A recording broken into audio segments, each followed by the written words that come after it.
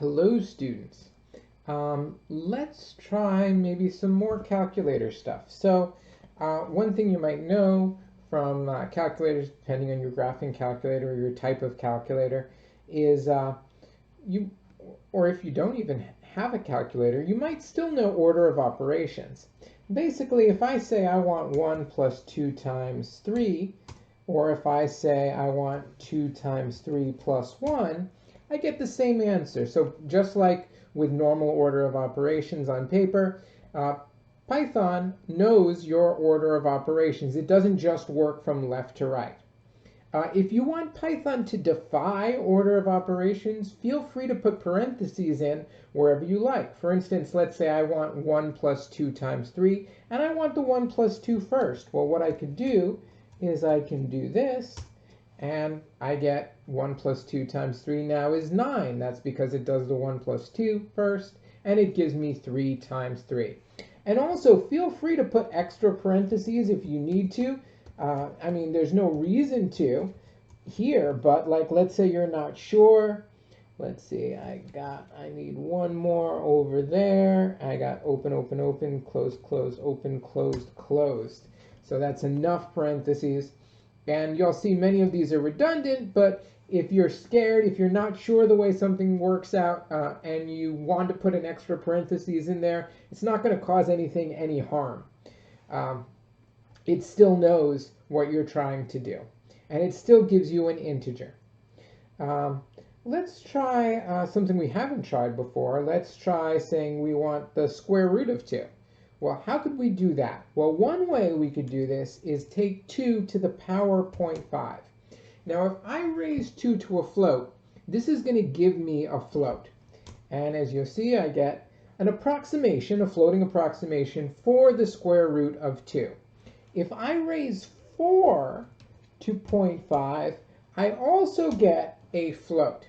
Even though the square root of 4 is 2, if it sees a float in the exponent, if I'm doing arithmetic and the arithmetic involves a float, even if I'm adding, say, 1 plus 1.0, the output is going to be a float as long as a float is involved. And I can see that. I can see that from the point there. But you know what? Maybe I want a little more reassurance. Like, it looks like it's a float, but I want Python to, reassure me that this is a float. What could I do here? And the answer is that Python has a built-in function called type. And what type does is it tells you what type of object something is.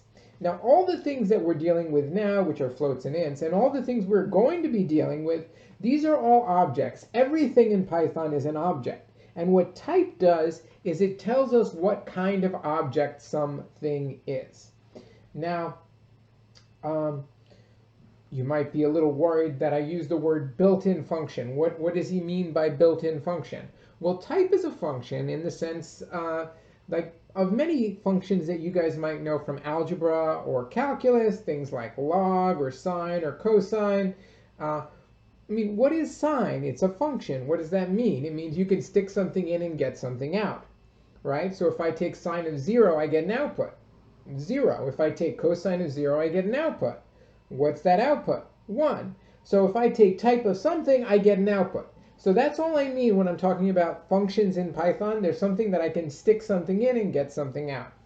So type is built in, meaning that we didn't write type. It's built into the language itself. So that's what I mean by built-in function. It's a function, meaning I can put something in it and get something out. And it's built in, saying I didn't have to write it myself, or I didn't have to grab it from somewhere else. Python's also going to have libraries where we can grab things we didn't write ourselves. But type is built in. It's a built-in function. Okay, so now let's try type. Let's say I'm not sure that 2.0 is a float. I want to know for sure. Is 2.0 considered to be a float, or is it considered to be an integer? How is it stored in Python? What can we do with it? And this is telling me right there that this is a float. If I try the type of 2, it's telling me that this is an integer. So we can use type to find out what type of object any object is. Okay. So you might say, okay, that's a nice built-in. It might reassure me, but it doesn't really help me figure out what I can do with this object, right? If I have a float or an int, maybe I want I want a list of all the things I can do with it. And there's a function for that, and that's called dir, for directory, or dir for short, I'll call it. And if I ask for the directory for 2, what this is going to now tell me is going to give me a list of all these things that are built into Python that I can do to 2. And some of these may be weird. Some of these I've never used. Some of these we've already used. For instance, what this is telling me here is it's telling us that we can add things like 2. What this is telling me here is that we can multiply them. We can take mods, we can take powers, things like that. So we get this very, very long list. It might be a little intimidating. You do not have to learn all the things on this list. I do not know all the things on this list.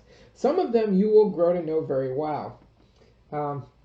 We can do the same thing for float. If I ask for the directory of 1.0, I'll get some things in common because we can take the absolute value of a float just like we can take the absolute value of an integer.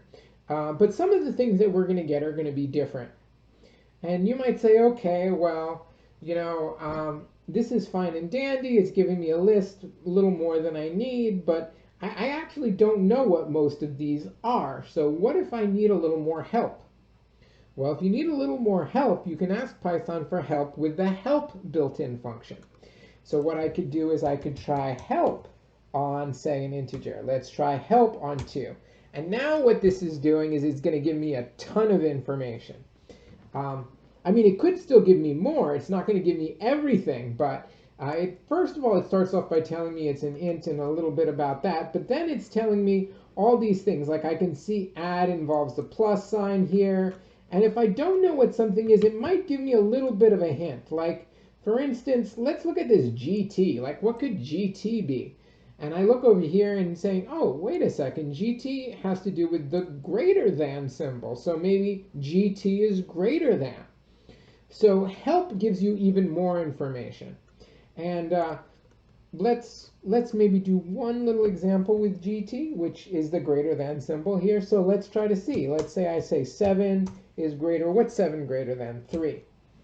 So what kind of an output would I want? Do I want a number here? I mean, either 7 is greater than 3 or 7 isn't greater than 3. So what do I want as an output if I use this greater than as an operator?